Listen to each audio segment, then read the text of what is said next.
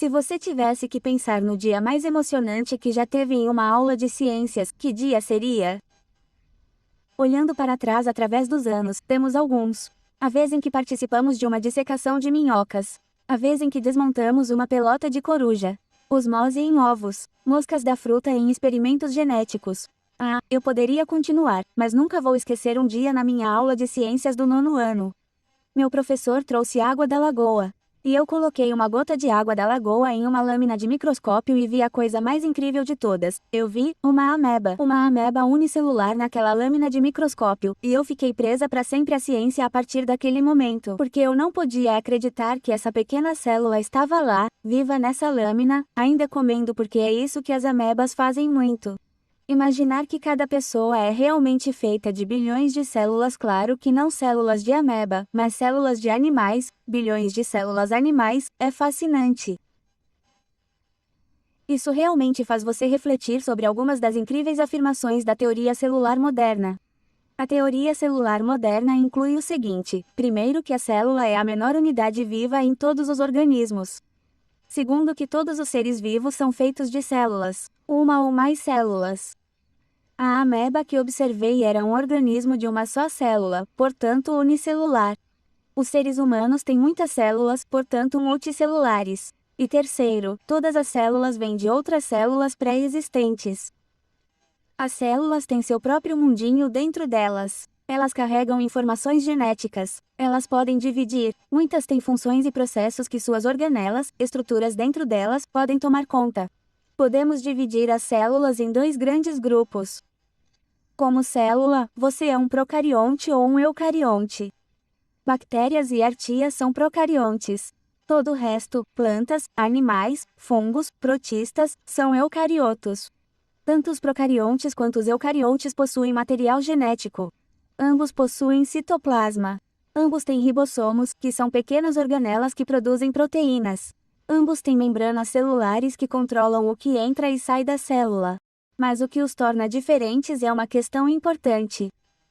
Procariontes rima com não, eles não possuem núcleo que contém o material genético e controla as atividades da célula. Os procariontes não possuem organelas ligadas à membrana.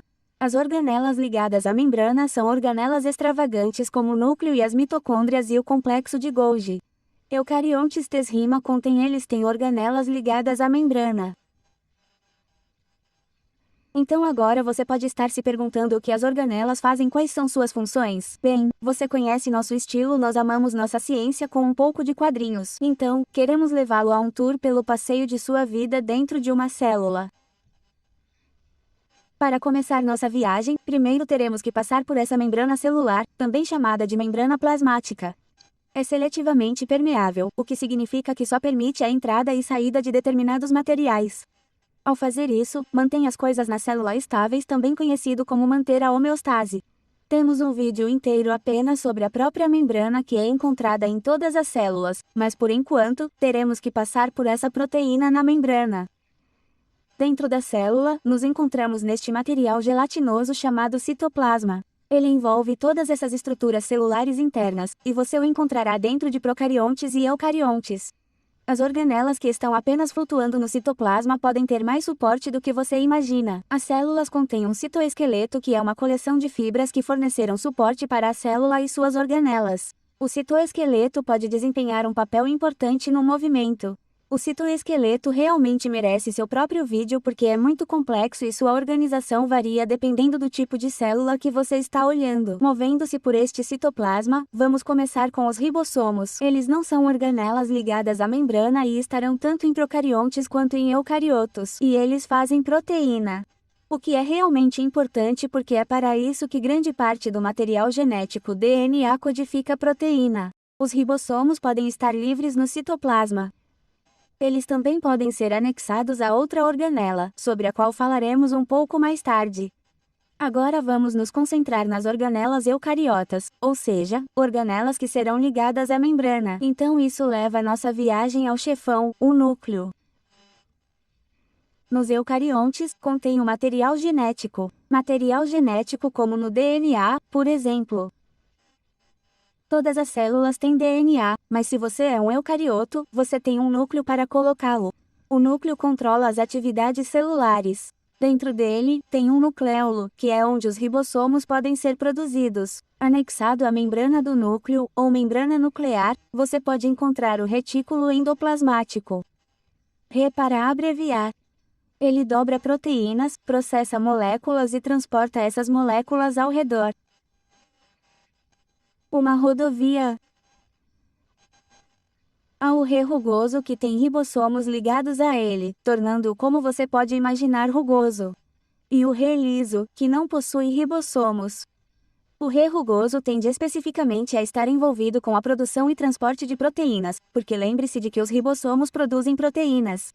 Moléculas que saem do Rê podem ser enviadas em vesículas que na verdade se desprendem do próprio Rê. As funções do Rê liso incluem desintoxicação, que é uma das razões pelas quais as células do fígado tendem a ter muito Rê liso. Outro papel do Rê liso é que ele pode produzir alguns tipos de lipídios. Em seguida, o complexo de Golgi. É o centro de empacotamento final. Ele pode receber itens das vesículas de transporte que se soltarão do Rê. Possui enzimas que podem modificar as moléculas que pode receber e também classifica os materiais que recebe. Ele pode determinar para onde enviar essas moléculas, incluindo algumas que podem eventualmente ser enviadas para a membrana para que possam ser secretadas, ou seja, itens que podem ser enviados para fora da célula. Com tudo acontecendo, você pode se perguntar, o que está alimentando essa coisa? As poderosas mitocôndrias. Ou mitocôndria, se estiver falando apenas de um. Como uma usina. Essa coisa produz energia ATP em um processo chamado respiração celular. Não é um tipo de usina que você imaginaria. Ele funciona com glicose, que é um açúcar, e precisa da presença de oxigênio para produzir energia ATP com eficiência. Agora, neste ponto, precisamos mencionar que os eucariotos não são sempre iguais. As células animais têm diferenças das células vegetais. Temos uma bifurcação na estrada aqui. Por exemplo, as células vegetais não apenas têm mitocôndrias, mas também podem ter essas organelas incríveis chamadas cloroplastos. Os cloroplastos produzem glicose usando energia luminosa em um processo conhecido como fotossíntese. Eles tendem a ter uma aparência verde porque têm um pigmento que captura a energia da luz e reflete a luz verde. As células vegetais e animais podem ter vacúolos. Vacúolos podem armazenar materiais. As células vegetais podem ter um grande vacúolo chamado vacúolo central, enquanto as células animais podem ter vários vacúolos menores. Lembra como já dissemos que todas as células têm membranas? Além disso, as células vegetais têm uma parede celular que é uma camada que oferece proteção adicional e manutenção da forma que as células animais não oferecem. Agora, como sair dessa célula animal em que estivemos? Bem, podemos sair como uma proteína. Então, se fôssemos uma proteína, só seríamos feitos por causa das instruções do DNA e lembre-se que nos eucariotos, o DNA é encontrado no núcleo. Seríamos feitos por um ribossomo. Os ribossomos podem ser ligados ao Rê rugoso. O Rê rugoso forneceria uma vesícula para nos enviar ao complexo de Golgi para triagem. E, se formos marcados por serem secretados, somos enviados através de uma vesícula do Golgi para a membrana. E vamos embora. Lembre-se de que, em nosso tour rápido, ainda há muito mais organelas incríveis encontradas em diferentes tipos de células eucarióticas para continuar explorando. Vá para o Google para saber mais. Bem, é isso para as Amoeba Sisters e lembramos você de permanecer curioso.